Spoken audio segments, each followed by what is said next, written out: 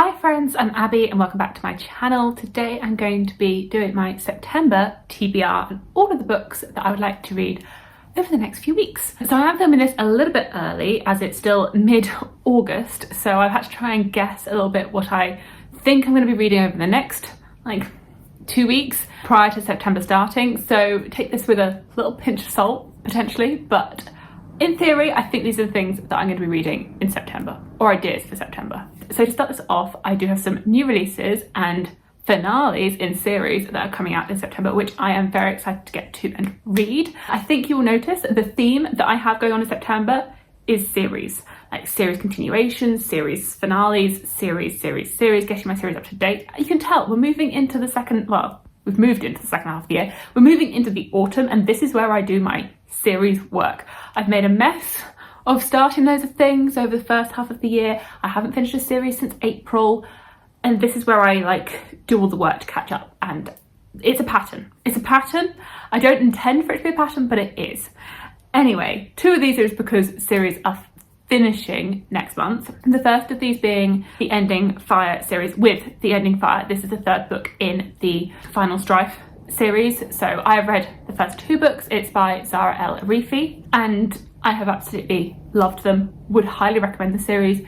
It's an epic fantasy series where we're set in this world with multiple cast of characters, and it's quite an elitist society where the Red Bloods rule and they have the power. They're able to use their blood for magic. There are then Blue Bloods which are beneath them and sort of have more menial tasks, and then the Clear Bloods which are completely looked down upon and sort of rejected by society. They have their hands cut off and their tongues cut out when they're born, as they rebelled a few hundred years ago, and ever since then they have this punishment to stop them rebelling ever again. And we start the book with these sets of trials that are happening. We follow these cast of characters that have been swapped at birth because there is a resistance rising up, so that these red-blooded babies are raised as blue bloods so that then they can infiltrate the system and upend it, having lived from the poorer side of society.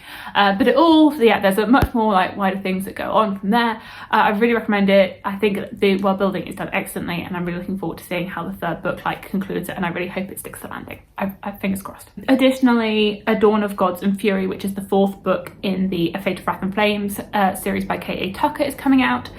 This is a fantasy romance series that I've been enjoying, and it is concluding. We're following a main character, Ramiria, and she is born and raised in New York, and she's sort of a con artist there currently. And at the beginning of the book, she meets this character called Sophie, who sends her off into this other world and sort of thrusts her into it, and she is put into the body of this person who looks just like her, except this person has just gone and killed the king and queen of that realm. And so she is in this world and suddenly I did not do this. What is going on? Why are you trying to arrest me? I have not done anything. What do you mean I've killed these people?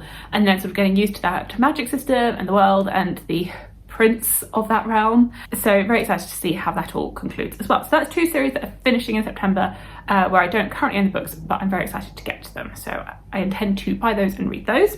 But then I do have a lot of series continuations already in my household that I would like to read. I don't have many finales, but I do have some continuations that I would like to schedule for this month. So I am finally reading, as of filming this, the Atlas 6, or rereading, because I read this one a few years ago and I've been planning all year I've been planning to reread it, and I just hadn't done it yet.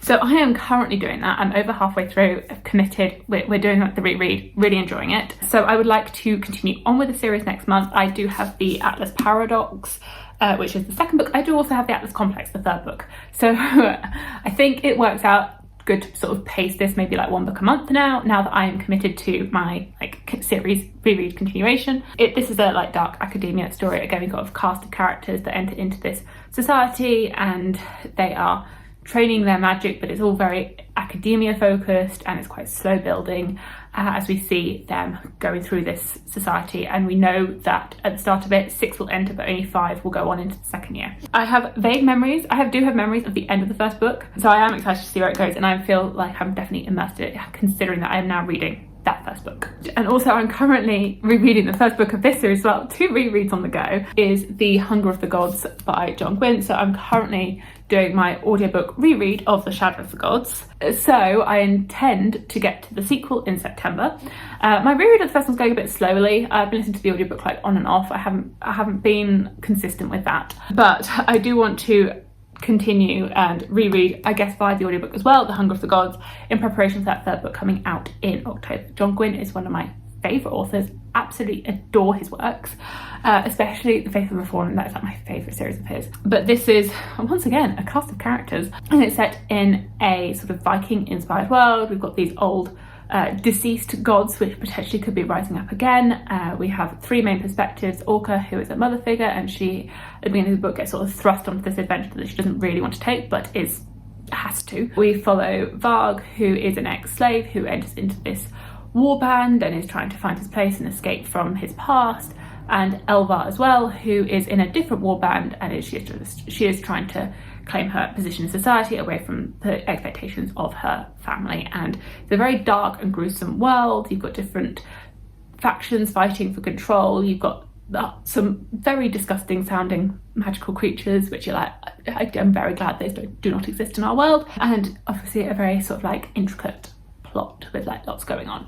So excited to continue on with that reread. I do need to get back to it and continue on with my reread into The Hunger of the Gods. A sequel that I have had on my September TBR, I don't think it's going to happen because based on my expectations for it, I think it's going to be a bit of a slower pace.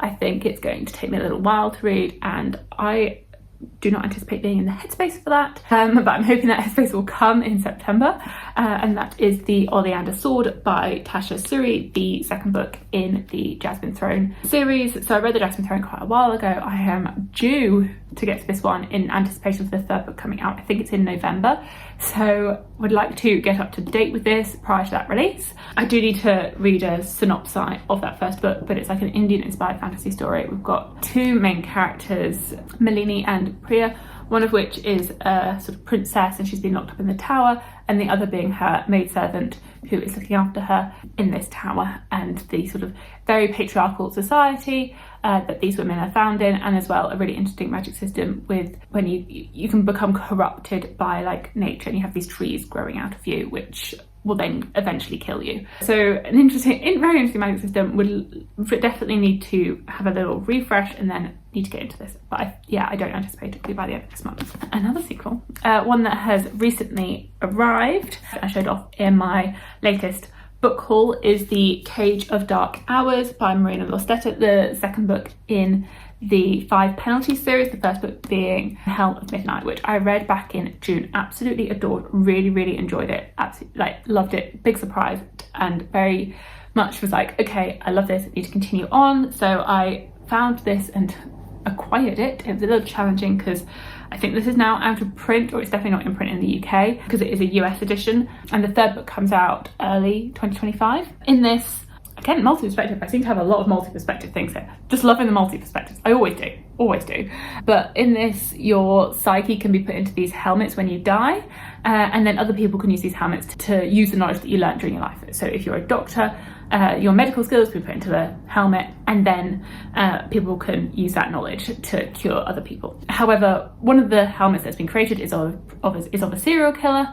This helmet's been kept under guard, but at the very beginning of the book, it gets stolen, and we follow one of our main characters who is tasked with trying to find it as the murders start happening again in exactly the same style. We then have some other perspectives looking back in the past and seeing how it all interweaves together. But I really loved that first book, especially if you like a sort of mystery fantasy combination with a very interesting world, then I would recommend it, and I'm very excited to see how this continues and seeing how the magic system and like the world building just expand, which I think it will. So excited to get into this one next month. Oh, I'm definitely planning next month, it seems, to be in a headspace for reading some of the more like brain focused books. It appears I've said to myself, you're not in the mood for this right now, but you will be in 2 weeks time when it gets to September. And then with my friends Sam and Vish, we would like to continue on with the Magician series by reading Silverthorn. This one I also hauled recently, which is the third book in this series, second, third, depends how you count the Magician, first book, 2 books. But yes, we would like to get to Silverthorn. I think originally we were thinking of going to it in August, hasn't happened. So now we're scheduling it for September. This is a older fantasy series where we follow our main character Pug, who in the first book is an apprentice magician as he is training to learn his powers. We also follow his best friend Thomas, and in the first book their country and kingdom is getting invaded by this opposing force, and so them and the kings and dukes of that world are trying to figure out what to do and trying to rally an army and force to counteract this enemy. And so we follow that and the events that transpire with this battle. It's very sort of classical in nature. I think, you know, medieval village setting in the first book with like the castle. I sort of imagine it being on the hill, like the castle on the hill, the village surrounding it, a nice sort of seafront, very picturesque, sort of Cornwall-esque maybe. So excited to continue on with this and see how everything is going for these characters. And then the final potential sequel that I have pulled out, pulled out lots of potential sequels here, lots and lots of sequels, is the 6th book in the Veronica Speedwell series by Deanna Raybourn, this one being An Unexpected Peril. Now part of me thinks I could read this one in August because it fits that like lightness. If so, then I would pick up the 7th one in September. I have already read the 5th book in August, and my intention was originally to do like 1 book a month, but I feel like this might pique my interest next week. If not this one, then the 7th one. But I've been slowly working my way through the Veronica Speedwell series this year. It is a historical mystery series with a romantic subplot, and each book is sort of a contained arc where we follow Veronica and her partner in crime, Stoker, as they investigate these different crimes and figure out what is going on. They're quite light-hearted and fun, and we see the different circumstances they end up in. Veronica is a butterfly collector, and she's very out there for her time because this is set in the Victorian times. And although each mystery is unique to each book, there is an overarching plot that goes throughout the whole series, and you see the romance and the tension blossoming between Veronica and Stoker, which I have been thoroughly enjoying. Definitely intend to continue on with that series, whether that's next week or next month, it will be continued on with. And then the final one that I've put on this list, it's not an exclusive list, but the final one that's going on this list is The Ex-Hex by Erin Sterling. I guess between all of those more like epic, heavier books, I need something that's a little bit lighter. And this book has only a like short time frame, I feel, in which I can read it, which is that like September, October time. And sometimes by the time it gets to October, it's too late and I forget about it. So I thought I'd put this on September. This is a witchy romance that I've had on my TBR for quite a little while. And every year I'm like, I'm gonna read that. I'm gonna read that when we get into like the witchy October time. Hasn't happened. So I figured this could be a really good one to like mix in with the more heavier concentrating fantasy reads to break things up a little bit. I can see myself just absolutely flying through this. I don't anticipate like amazing things for it. I don't have the highest expectations, but I do think it will be fun. In this, we're following a main character who puts a hex on her ex as like a joke. She's like, he's annoyed me, he can be hexed. Or he does something and she transpires that she's going to jokingly hex him, only to find out 10 years later or something the hex actually worked. She never expected it to, and so she is then trying to reverse the hex, and potentially they might no longer be exes. They might start having some tension again. So I anticipate it will be a fun one just to mix it in. So those are the books I pulled on my shelf. I think that is enough. I think that's more than enough. There are plenty of other ones. There are plenty of other books that, according to me, plenty of them, I have more than enough on my shelves.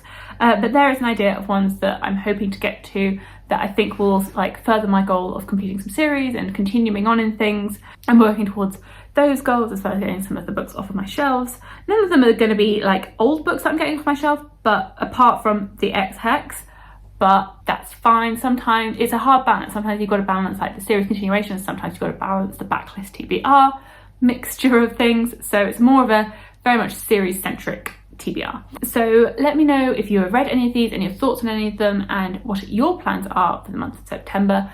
And thank you so much for watching, and I will see you in my future videos. Bye!